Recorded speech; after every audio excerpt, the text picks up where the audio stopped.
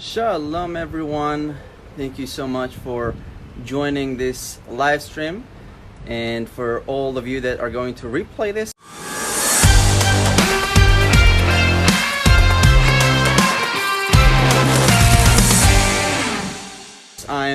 As you can see behind me is Tel Aviv city, one of the greatest cities in the Middle East, and certainly one of my favorite ones.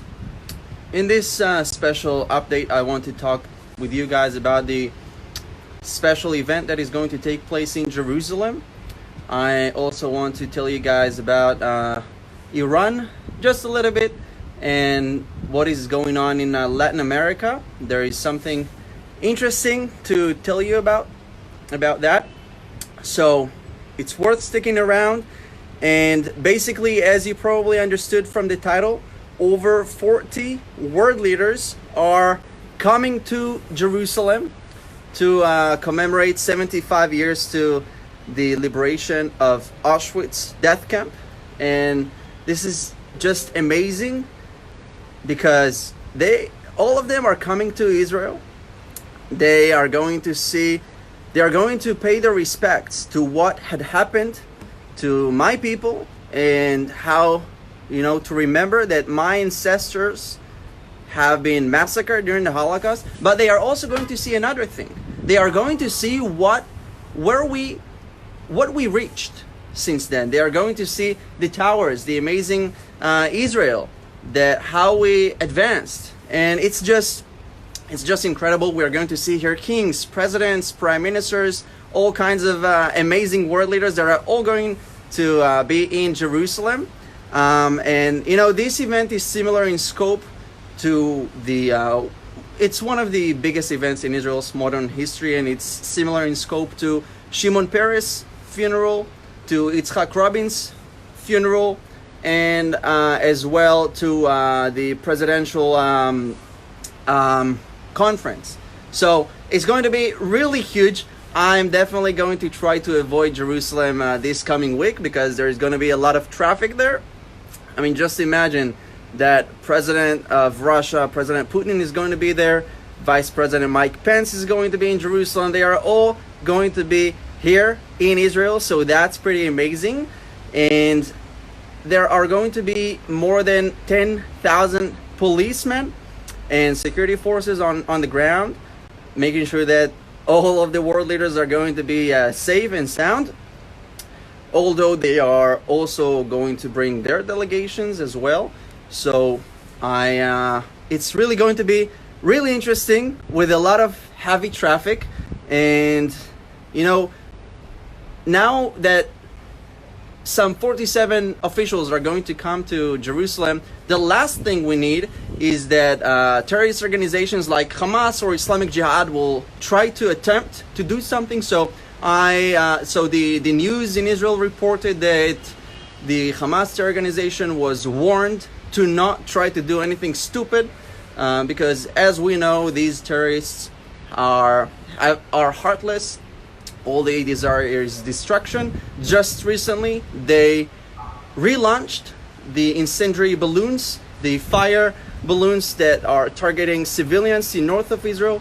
That's absolutely horrific. That it's something that you don't hear on the news where you live. The media doesn't report you the truth. And that's why I actually began these live streams. I began these videos to report to you the truth from Israel, from my country. And I just feel like the media, the international media, is not bringing you guys the truth. That just 2 weeks ago, I think it was, when Hamas terrorists fired 4 rockets toward Israeli civilians living in southern Israel. Imagine what it's like to live your life, go to sleep, and then wake up from a rocket alarm that tells you to go to a bomb shelter to save your life. So we are dealing here in Israel with some interesting challenges. That's why we strengthen our army, and that's why just recently the IDF launched a special F-35, the Adir fighter jet squadron, because the only way to make peace in the Middle East is by being strong. And this is something that we are seeing nowadays. We are seeing Arab countries that are coming closer to Israel, that want to normalize relations with Israel. We are seeing how the Middle East is uniting together, Israelis and Arabs alike. It's something that we have never seen before in history. So something is really happening here in the Middle East, something very special, and it's happening because Israel is a strong nation. And it's something that a lot of you guys, that we need to understand, that, you know, while we support peace, Israel is a country that seeks peace with our neighbors. We made peace with Egypt, we made peace with Jordan, and we are seeking to make peace with our other neighbors. But the reason for that, the reason we seek peace, and we are a peaceful nation, but the reason that we need a strong army and that we need high and tight security is because we face some challenges that people in other places don't face. We have some hostile neighbors, some hostile countries in the Middle East, Iran is included, that want to see Israel's destruction. And it relates to the event that is going to take place in Jerusalem, the Auschwitz commemoration, because we are remembering this death camp, this horrible event that took place in our history less than a century ago. But we also must remember that we have a country today in the Middle East, Iran, that openly calls for the destruction of Israel. It's something that we cannot let it pass by, and we have to take it seriously. Iran seeks Israel's destruction. That's why Israel has to remain strong and powerful. And at the same time, we have to make a difference from the regime and the Iranian people, because I'm receiving messages from Iranian people telling me how thankful they are for what President Trump had done, eliminating this arch terrorist, Qasem Soleimani, and how thankful they are for Prime Minister Netanyahu, that he stands up relentlessly against the Islamic regime in Iran, and that we are, pushing them back from Syria as they're trying to base themselves, obviously not for peaceful reasons, because they're basing themselves in order to destroy Israel. That's their goal. That's why they seek to obtain nuclear weapon, not for peaceful reasons. And that's why Prime Minister Netanyahu, as well as President Trump, fight it. Because you make peace by being strong. This is how we do it in the Middle East, unfortunately. And it's just incredible. Also, another event that happened is that we're now going to Latin America. 3 countries in Latin America, Colombia, Honduras, and Guatemala, have designated Hezbollah as a terror organization, and it's something huge. Hezbollah, in case you didn't know, Hezbollah is a terror organization based in Lebanon, but backed by Iran, that is responsible for some really horrible terror attacks that not just in the Middle East, but around the world. Just to give you one example, the Buenos Aires terrorist attack, where 85 civilians were killed. 85 civilians were killed by Hezbollah, because Hezbollah is responsible for this terror attack. So it's amazing to see that more and more countries are designated Hezbollah as a terror organization, and it's a huge milestone, because we need to unite together against the Islamic regime, and they back Hezbollah. They try to base themselves in Iraq, in Syria, in Lebanon, in Yemen, in all kinds of all countries. And the one way that we can push them back is by uniting together against them, and that's the only way. It goes back to my first point, that you make peace by being strong, and it's impossible to make peace with terrorists. I mean, how can we negotiate? How can I negotiate with someone that wants to murder me, that believes that the world is a better place without me in it? That's just a small example of the situation for Israel in this tough neighborhood.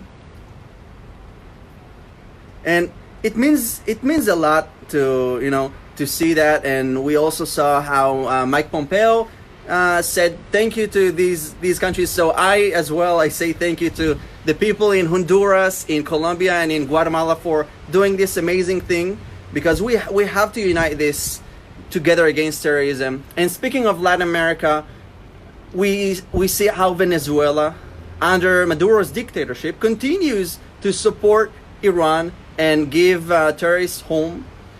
We just recently heard that Venezuela was given seat at a Human Rights Council at the United Nations. And it's so shameful and absurd.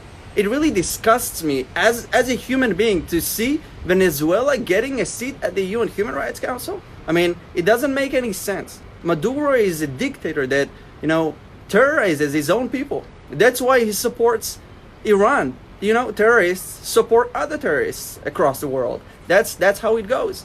And peaceful people support other peaceful people in the world. So there's a lot of things that are happening, a lot of bad things, but there's also good things. To see over 40 world leaders coming to Jerusalem is a strong message. That, you know, is a strong message to Holocaust deniers, that the world refuses to give hand to these Holocaust deniers. And because the Holocaust is something that we cannot forget about. And when we say never again, a lot of people are saying never again, posting on social media saying never again. But let me tell you this, when we say never again, a lot of people, they believe that, well, it's never going to happen again. That's why I'm saying never again. But listen, when we say never again, it is our responsibility to make sure that never again stays never again. It is our responsibility to block anti-Semites, to combat them, stand up to them, to not be ashamed of our support for the Jewish people, for Israel. And I'm not saying this only because I'm Jewish and I live in Israel. I'm saying this because those anti-Semites are not going to stop there.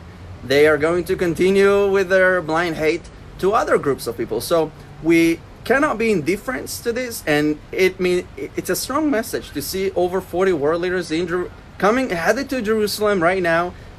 We have already welcomed few of them. So it's a strong message, and I want to encourage you guys to keep sharing the truth. It's vital. It changes the world. Together we are changing the world. It's not me. We are a huge family, and it means a lot to me to have you part of this amazing family. And let's continue to share the truth. It's important to stand up to the Islamic regime, to expose the truth and tell the facts, because we are seeing how the media around the world is spreading fake news and fake facts about Israel and ignoring other facts like Hamas firing rockets at Israel, or that they are actually launching incendiary balloons towards civilians. It's something that we cannot accept. I mean, show me one country that will accept rockets being fired at its civilians.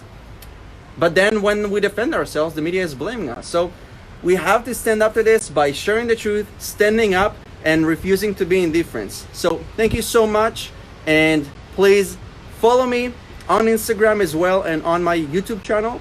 It helps me a lot to reach more people with the truth about Israel. Wishing you a great day from Tel Aviv.